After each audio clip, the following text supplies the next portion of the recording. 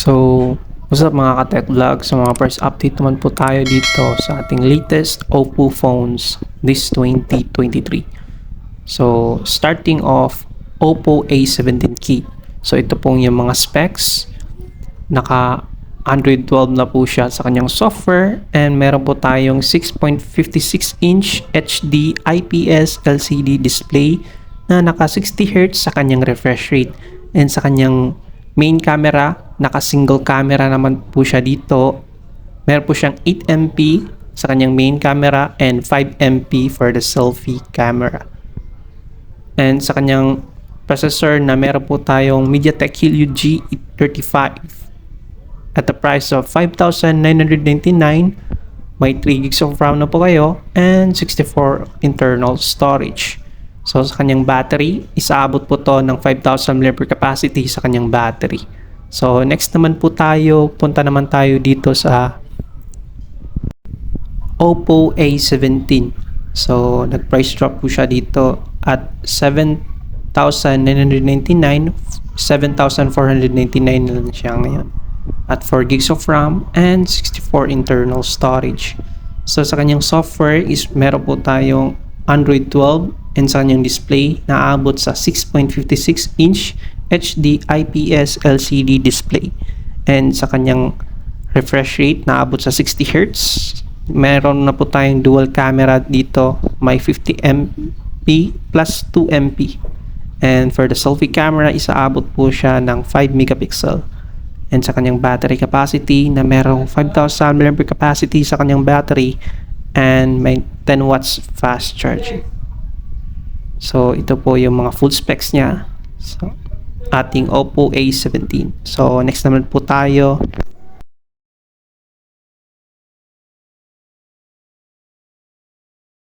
Punta naman tayo dito sa ating Oppo A58. So ito po yung latest smartphone natin ngayon. At the price of 9,999, may 6 gigs of RAM na po kayo and 128 internal storage. And sa kanyang software, naka Android 13 na po siya, and sa kanyang display na aabot sa 6.72 inch IPS LCD display na naka 60Hz sa kanyang refresh rate. And sa kanyang main camera na meron po siyang 50 megapixel plus 2 megapixel sa kanyang dual camera. And sa kanyang selfie camera, isaabot po siya ng 8 megapixel for the selfie camera. And sa kanyang processor, na meron po tayong MediaTek Helio G85. So ito po ang kanyang camera sample and kanyang video quality. So as you can see po. And for more extra features, yan po yung mga features na makikita natin sa Oppo A58.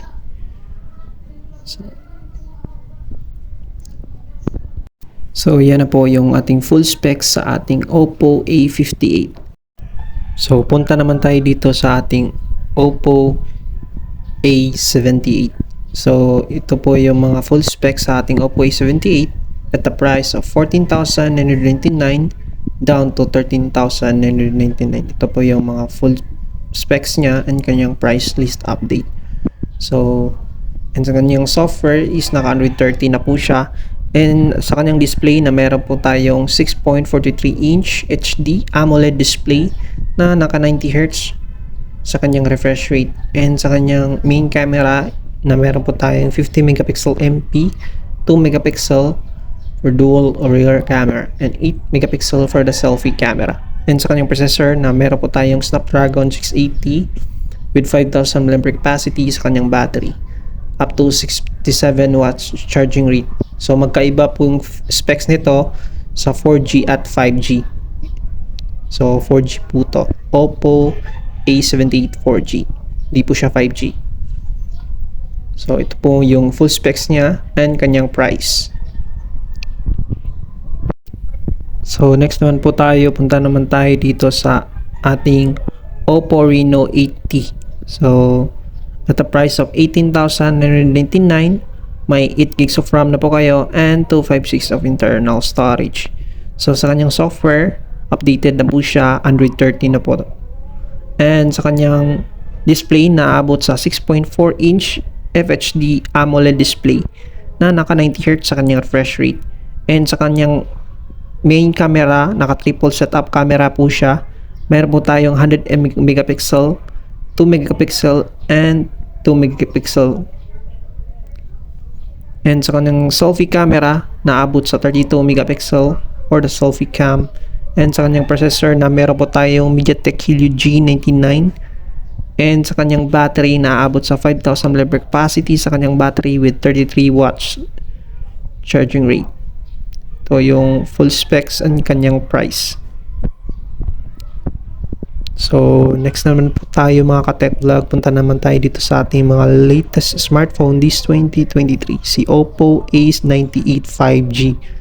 So, at the price of 18,999 is makakuha nyo na yung Android 13 and meron po tayong 6.72 inch FHD LTPS LCD. Naka 120Hz sa kanyang refresh rate. And meron po tayong triple camera setup po dito. Well, sa kanyang selfie camera is meron po tayong 32 megapixel. And sa kanyang processor na meron po siya Snapdragon 695. And sa kanyang battery naaabot sa 5,000 mAh capacity sa kanyang battery, up to 67 watts of fast charging. So ito po yung mga camera sample niya and ang kanyang video quality. So kayo na magsabi dyan mga ka-tech vlog. Comment down below if satisfied ba kayo sa mga latest smartphones ni Oppo.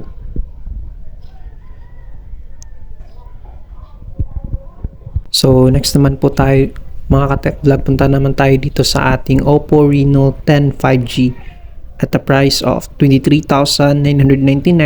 May 8GB of RAM na po kayo and 256 internal storage.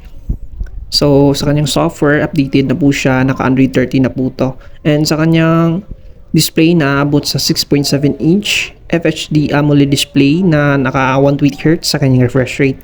And meron po tayong triple camera setup po dito. And sa kanyang selfie camera, na aabot sa 32 megapixel for the selfie camera. And sa kanyang processor na meron po tayong Dimensity 7050. And sa kanyang battery capacity, na aabot sa 5,000 mAh capacity sa kanyang battery with 67 watts fast charging. So ito po yung kanyang full specs and the price.